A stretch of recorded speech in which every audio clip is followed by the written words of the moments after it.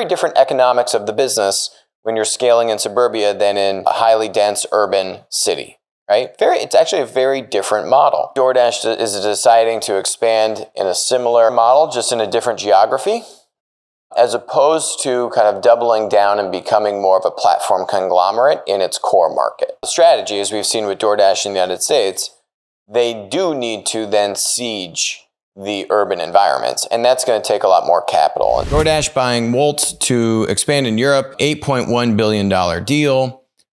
DoorDash's stock is up after announcing this deal, basically up 18%. I mean, they had a really strong earnings report, so that worked well for them. It also, was definitely supported by this expansion into kind of like Central Eastern Europe, I would say.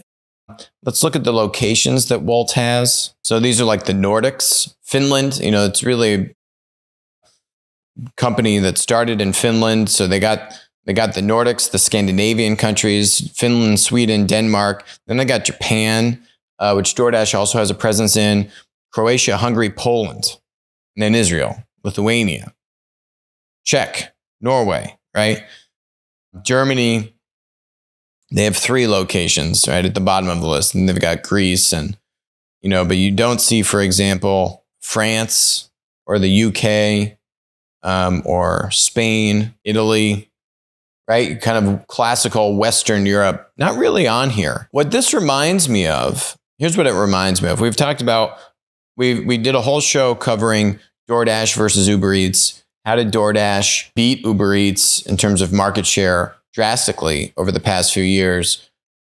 We covered Emil, the former chief business officer at Uber, and his commentary on why. I think ultimately it came down to, go watch that video, DoorDash outmaneuvered Uber Eats. And one of the things we talk a lot about in that show was DoorDash taking advantage of suburban, less dense areas, suburbia, not going into the cities like where Uber Eats and Grubhub and all the big players, incumbents, were operating and dumping a bunch of money into. So they went broad, and then they attacked the cities.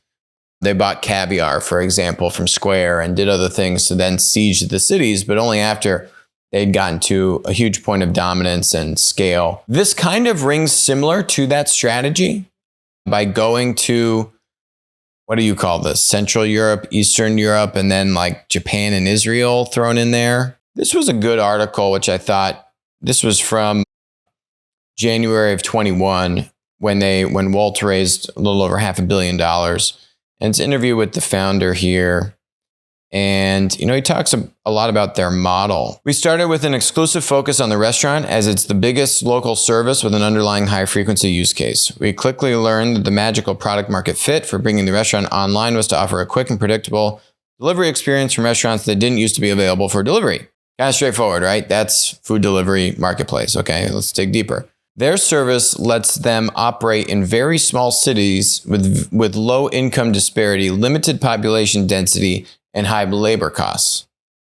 Kind of ring a bell with what DoorDash had to figure out by going to suburbia, right? Very different economics of the business when you're scaling in suburbia than in a highly dense urban city, right? It's actually a very different model. This means that we can operate efficiently, even with relatively low order volumes, enabling us to grow and expand rapidly with much less financing than some of the other players in the market.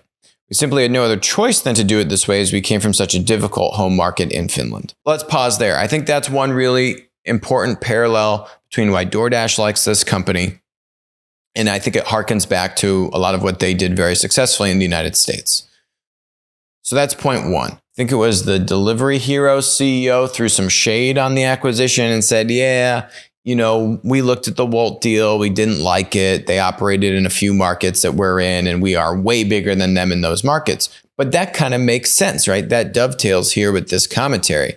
Their model has not been to go into Germany aggressively and these other more populous countries in Europe where the Delivery Heroes of the world and those players are operating. Not part of their strategy, really, yet. And I think that's really what DoorDash is betting on here, right? So that's point one. The other thing here is, if you look into their longer term strategy. Today, Wolt is much more than a restaurant delivery service. You can order groceries, electronics, flowers, clothes, and many other things on our platform. We believe that the future of how people buy Nike shoes is a few taps on Wolt, and some 30 minutes later, you get any pair of shoes you want brought to your door. That dovetails with Gorillas, which got a big check, which Delivery Hero led the round, put $235 million into Gorillas to get 8% of the business. Gorillas is one of now multiple. We've talked about this kind of instant delivery model, and we are very bullish on the model. But, you know, that also is an aspiration of Wolt to go into this kind of instant delivery model. Now, there's a lot of money going into, there's Gorillas and there's Getir and there's like a couple others that have raised a bunch of money just in Europe.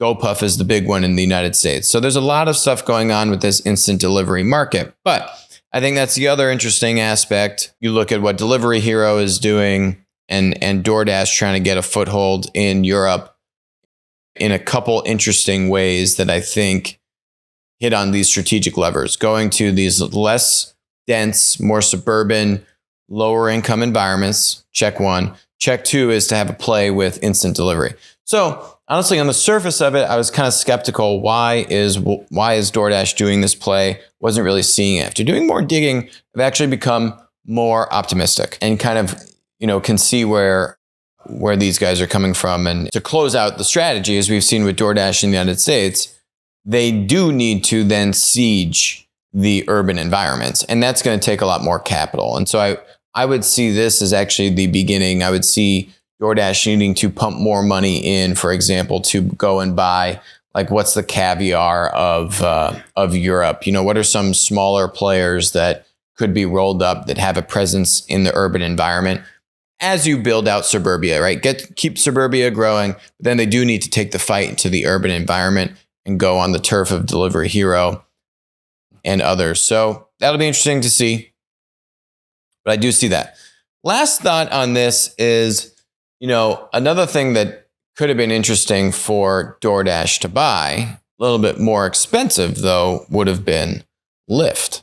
So Lyft is $18 billion market cap compared to where it opened. I mean, compared to where it IPO'd, you know, they are, you know, considerably down from there. IPO'd at a touch under $80 a share. It's now at like 52, 53. It's interesting that DoorDash is deciding to expand in a similar model, just in a different geography, as opposed to kind of doubling down and becoming more of a platform conglomerate in its core market. Maybe this is also on the table. If you really want to take the fight to Uber, this would be the play that I would look at. And obviously, Lyft has been hurting. All ride sharing has been hurting. Uber now profitable, but really on the heels of Uber Eats, bringing Uber, the platform conglomerate, over the finish line of profitability. So maybe that's still on the table for DoorDash. But to me, if DoorDash is doing so well, you don't just want to go expand geographically and go into another market where your core business, frankly, does not really have much synergy with that core market. That was my skepticism for DoorDash going into Europe, was how much is the base, how much is the core going to actually propel the business in Europe? And the answer is not that much.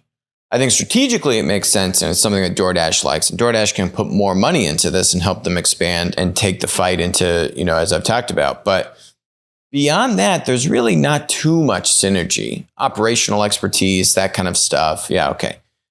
But yeah, it's it doubles up with Japan with them, but yeah, there's not that much actual network effect synergy, as opposed to a deal like a Lyft, where now you get into a secondary, you know, very complementary platform, ride sharing, you know, esque market where you can double up on what the drivers are doing, driving passengers and then driving goods. So you'd think there would be something there. Maybe it's still in the future, but that to me would really be a sign of DoorDash flexing its muscle and diversifying the core business, which I think could be a worthwhile thing for them to explore. Hi, I'm Alex. Thanks for watching the show. Make sure to hit that subscribe button, but even better, make sure to follow us on Odyssey, follow us on Rumble, and text us 203-646-5159. Text the word Monopoly. You'll be subscribed. You'll get updates about when we're going live, our latest videos, and we'll send you even a little goodie bag. And in the event that we all get banned from big tech, we'll still be connected.